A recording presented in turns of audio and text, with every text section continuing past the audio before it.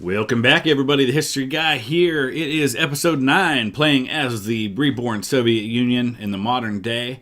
Millennium Dawn is the name of the mod for Hearts of Iron 4. If you have not seen the first 8 episodes, you can click on a link in the description below. That'll take you back all the way to episode 1 and you can get caught up. It is March of 2010.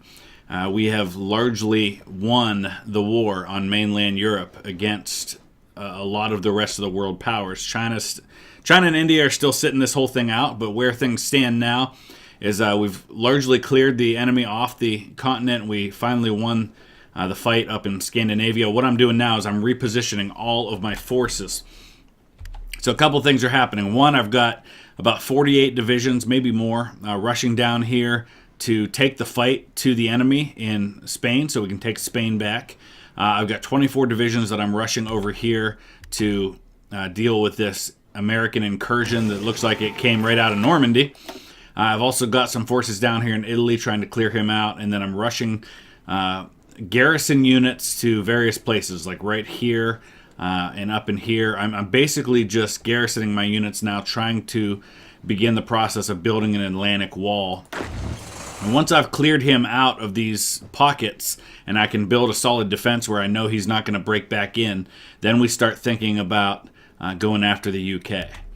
So that's where things stand, and we'll just kind of jump in and out as conditions warrant. I'm waiting for the rest of my forces to get down here, and then we're going to launch an attack. I don't think it'll take long to kick the United Kingdom out of Spain. I don't think it's going to take real long to take this territory back in Normandy. I just have too many forces for him to really be able to do much of anything to stop me. All right, we're going to push the Washington Pact, the United States, very quickly out of Normandy now. He really only has maybe 3 or 4 divisions there, so it's really not even much of an effort on his part to do that. I've got some extra divisions here. I think I'll rush them down into the Italian theater. And he just dropped a nuke on... Is that Paris? No, that can't be Paris, is it? No, Paris is up here. He dropped a nuke down here. I'm not entirely sure why, but I've got to reestablish air superiority so he can't do that anymore. 1 remaining American division that will quickly snuff out. Let's take a look at things down here. We're starting to move into Spain. I don't think it's going to take long. Let's take a look at the numbers. Alright, this war is not going to last too much longer. I've got him better than 2-1 at this point. He's lost 3 million men. He's only got about 1.5 million left in the field. So we'll get some garrison units now along the Normandy coast here, just to prevent that from happening again. All right, as we make our way into April of 2010, I imagine maybe within a week or two, we'll very quickly finish taking these forces down in Spain. There's just really no resistance whatsoever. I've started building my garrison units now to start holding the coastline all the way along the western part of Europe. It just feels like there's not a lot left. I'll have to get another army going at some point once I can finish off Spain and build a garrison there. Maybe I send 48 divisions or so over here to start pushing back into Turkey and Greece and pushing him out. That's really about the only place that we really have combat happening still. Let's look at the numbers now. Yeah, he's just... There's not much left for him to do. Let's see who's left in this thing. The U.S. is kind of the only major power left. The U.S. and the U.K. There's not a lot of resistance. I don't know how much it's going to take to actually finish this war off, but I'll probably have to get the rest of this territory in Europe taken back at some point.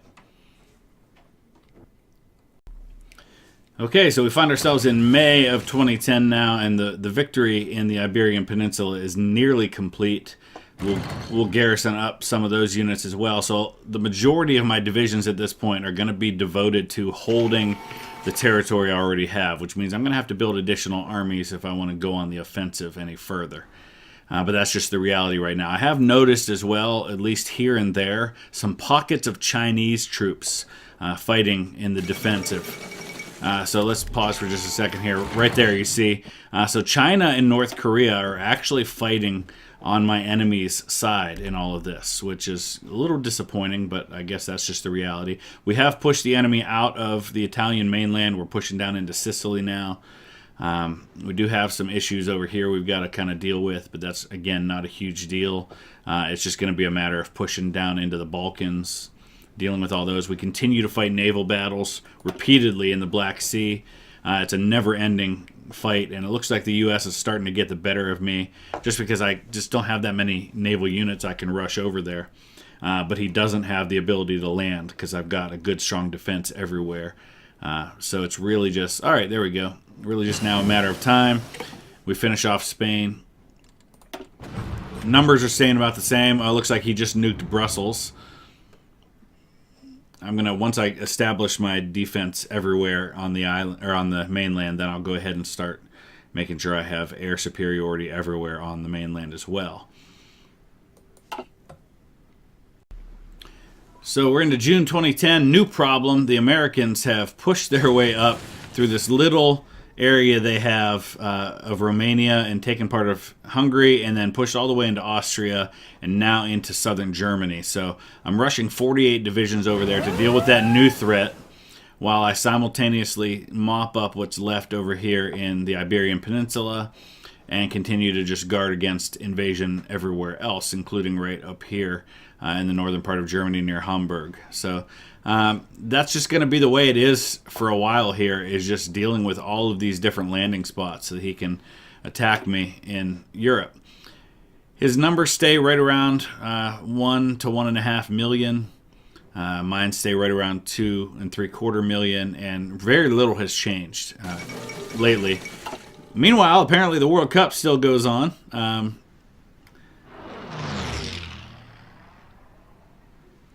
So South Africa hosted, yeah, so that's cool, that's great. We're going to get these troops up here, and then we'll start pushing back against the Americans. We'll very quickly take that territory back. So here we have it. We're starting the encirclement of the American troops in Germany and Austria, and we'll very quickly eliminate them and push through. We'll take Hungary back, we'll take Romania back, we'll push all the way over here to the Black Sea, where he continues to fight naval battles, continues attempting to land, but I just have too many divisions. There's nowhere for him to land. Numbers now 2.81 manpower for me, about the same number for him, but the losses continue to mount. At some point, he's going to run out of manpower. The United States has lost 658,000. There's another nuke in Amsterdam.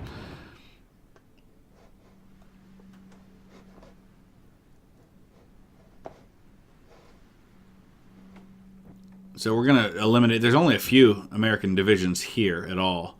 So we'll come back and see what that looks like once all that's wiped out. Okay, so we're into August now. We have liberated Hungary, we've liberated Austria, Germany. Everybody's good now. We do have, it looks like, a little bit of an issue up here with the Dutch Union.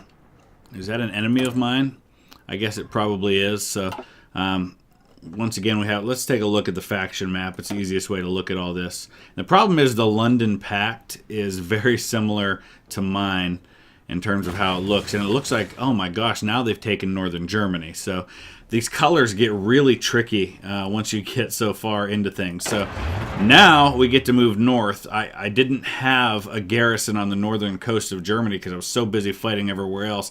This is how easy it gets to just lose track of what's going on when you're fighting in one place and not paying attention to another. So we're gonna garrison some units to deal with northern Germany once and for all.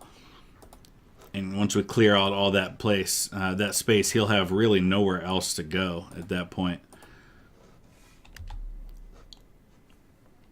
All right, the cleanup continues. Just about have the Americans and others driven out of Romania now, so that's just about cleaned up. And we're picking up the pocket of resistance up here in Germany. That's going to finally and completely seal up just about all of Europe under my control. Looking at the numbers now, he's down about as low as he's ever been. He's got nearly 4 million losses. My manpower has actually gone up because I'm gaining manpower quicker than I'm losing troops right now. So I just got to issue some orders just to go in and kind of deal with some of these pockets of resistance here in Germany, because I rushed most of the troops to the border, and so they went the quickest way they could without really dealing with everything behind them. Let's see where that puts us. We're still right at about 34%. So just gaining all of my own territory in Europe's not going to be enough. I'm going to have to take it on the offensive at some point. Well, just when we thought things were simple, let's take a look and see what China's doing. China goes to war with Tajikistan. Okay, so as long as they're not going to war with me, that's fine. Because if they go to war with with me, I'm done. There's no way that I can take on China when I'm already taking on the rest of the world. We're going to continue working on research here. Let's take a look at this Chinese war for just a second and see how many troops they have. All right, so here's China. Yeah, fielded manpower between 3.5 and 4 million. We don't want no part of fighting with China. That's for sure. Into September of 2010, and this is just about as clean as it's looked in Europe for a long, long time. I hold everything in the southeast. I've got a couple of pockets I'm cleaning up here in Germany, but for the most part that's done. And a couple of tiny pockets here in the Iberian Peninsula, but for the most part, I now own all of the territory in Europe. So now we've got to start thinking about getting prepared. We've got a little issue right here in Copenhagen for going on the offensive. And the first place we go is going to be Turkey, because it's by land. It'll be simpler, and there's a lot of American and other troops that are there that I can deal with and maybe weaken his army even more before we go after the UK. All right, I formed an army out of some new recruits as well as out of some of my garrison divisions, and we're going to rush them down here to the border with Turkey, and then we're going to go ahead and issue their first order, which will be to kind of take the first half of the country. So once they're into position and ready to go, we'll launch that attack, and we'll start pushing through and driving him out of Turkey and Greece. And I think that'll probably be about all we get to do for this particular episode. All right. So here we go. China goes to war again. This time it's on the Republic of China, better known as Taiwan.